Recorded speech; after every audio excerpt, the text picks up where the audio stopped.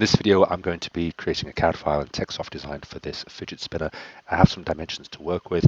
We're going to see how this proceeds. I don't have a drawing to work to, I've just got the dimensions in my head, but normally here I'll be working with a technical drawing with this mapped out in details on some gridded paper, for example, with all the dimensions mapped out in advance. Okay, so let's just get rid of the camera there and let's go into Techsoft design. First thing I'm going to do here is change the grid. If I zoom in here, I can see that my dotty grid disappears, and this is going to be quite a small object, so I'm going to be zooming in quite a lot. So let's first of all right click on the grid lock here, and I'm going to make sure that my grid is going to be 5mm, and I'm going to have pale blue lines. This is always the default grid system that I go with. It gives me a little bit more resolution, and now I can zoom in and you can see that I can see the blue lines at any zoom feature. If I zoom into the top here, so wherever my mouse is, and I rollable mouse, or a wheel mouse, should I say, that's where I'm going to zoom in. Okay, so first of all, let's think here. I'm going to start by identifying a center point for my fidget spinner. So if I just come back here and show you this, I'm going to be identifying that center point right there. And I don't necessarily have to do this, I feel, in this case, because the circles are going to be quite small, but I will do it nevertheless because I think it's good practice. So let's just put in here a small little cross that's going to define the center point of my fidget spinner. Let's now come to the circles. I'm going to do this initial circle here to begin with. Right here, and to do this, I'm not just going to draw a circle of any size. I'm going to hold my mouse button down here to expand out the option. This is my left mouse button, and I'm going to come to the second tool, which is draw a circle with a given center and radius. I want to have here diameter of 22, so my radius is going to be 11mm. I don't have to put on the end, it knows it's going to be in millimeters. I'm then going to click that on the center cross for my fidget spinner. Okay, now coming back to my fidget spinner here, I know the distance from the center point to the center point of these three weights, or in this case, these are bearings, is 27mm. So I'm going to do a circle here with a radius of 27.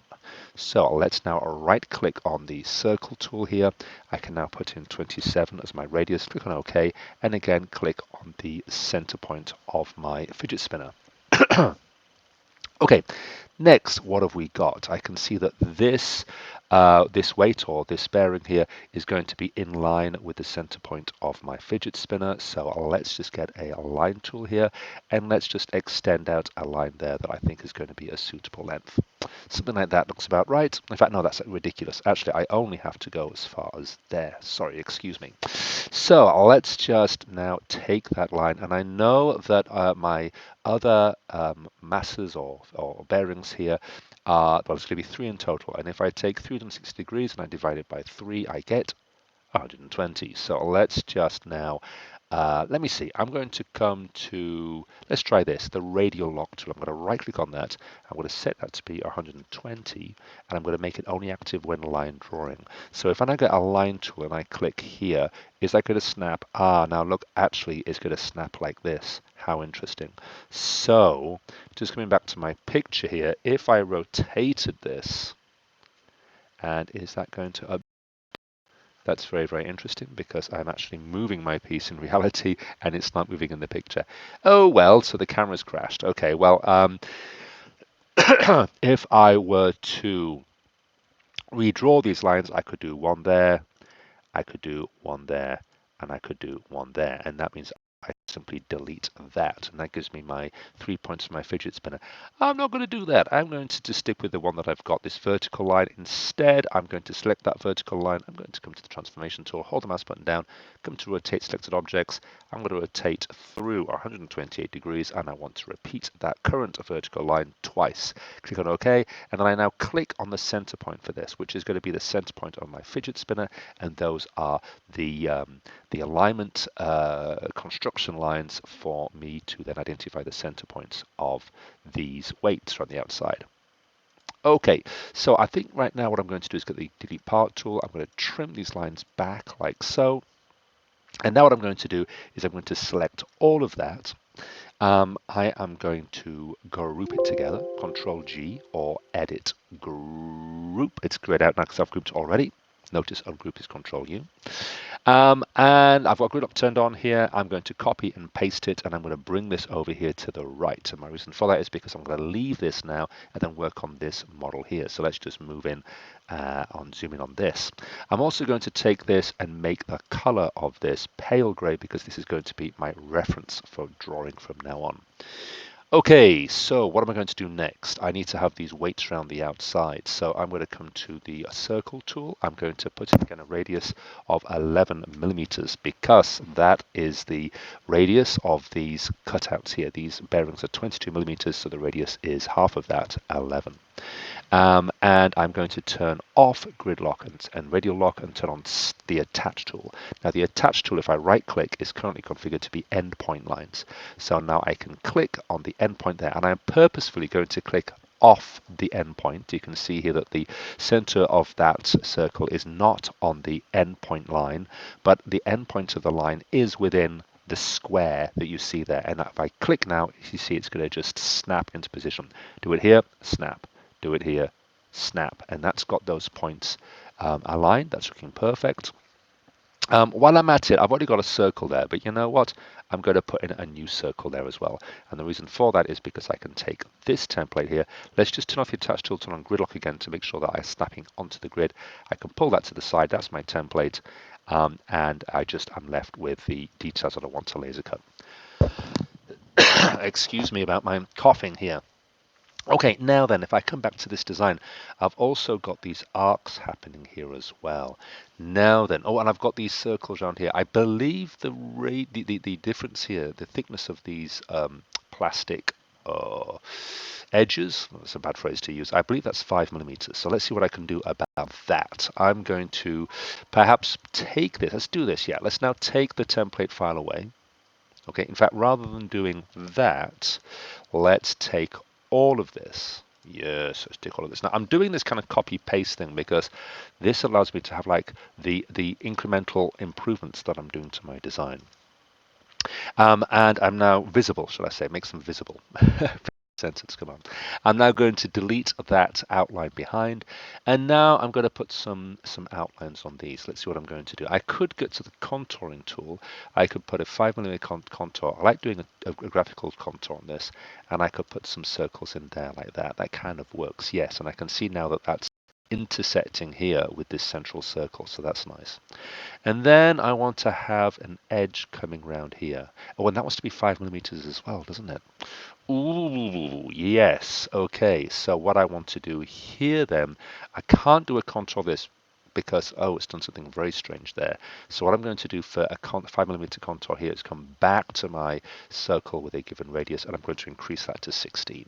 Let's do that. Okay, so that's now got the thickness of plastic coming around like this, and now I've got to add in these features right here. Now, how on earth am I going to do that? At this point, let's play. Let's have, now I know that the radius of these is going to be 16. So if I do, can I do here a fillet? Is that going to work? I don't think this is going to work, but I'm going to give it a shot. A 60mm fillet between there and there. No, because it only works with straight lines. Oh, now I should have in advance. How am I going to do this? Maybe I can have a look in the arcs here, and look, it's giving me draw an arc of a given radius through 2 points. Let's try that. I'm not convinced by this. I'm going to see what happens. Outline type. Okay, let's just see what happens. I need to attach it onto something. Yeah, I'm going to pause the video at this point and have a little think about this. Okay, so I've worked out here that if I do a circle with a radius of 11 millimeters, then it's going to perfectly fit in that space. And if I can do that and then trim off this arc around the outside, then I'm sorted. The question is, how am I going to position this correctly? Because I've just kind of I've approximately placed it there, and you can see that's not accurate enough. So I'm just going to get rid of that. Now I know that in here there is, yes, this is it. Draw a circle tangent to two lines, arcs, or circles. That is the one, and I want it to be with a given, can I do it with 3? With a given radius. So if I choose that tool, 11 millimeters, and I click here and there, oh yes, there we go. Whoop, why has it disappeared? Okay, let's try and do that again. So that is a circle with a given radius, tangent to two lines, arcs, or circles. 11 millimeters. Click, click. Do I click again? Click. Yes. Okay. And if I zoom in on these points, then it should be a perfect tangent to these other circles. Yes. Okay. Delete part tool. Trim that back. That's got it. That's what I want. Okay. Now let's select this. Let's come to the transformation tool. I'm going to choose the rotate selected objects, and this is going to be through 120. Repeat twice. Click. Make sure gridlock's turned on. I click on the center point.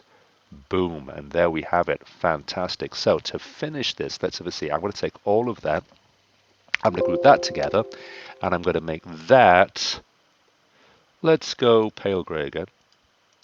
Okay, and I'm going to copy this, paste it, gridlock's turned on, magic. I'm going to drop it in there like that, and then I am going to come to blue, the blue for cutting on the laser cutter, contour, 0 millimeter graphical, and I'm going to click, click, click, click, and click. And that becomes the CAD file that I sent to be laser cut. So maybe also I'm going to select all of that, group that together, and I'm done. And if I zoom out here, there we go. That's the kind of sequence. I can now present that in my design folder and then just explain what I've done at each of those stages. Cool. Made it. Okay. Hope you enjoyed the video.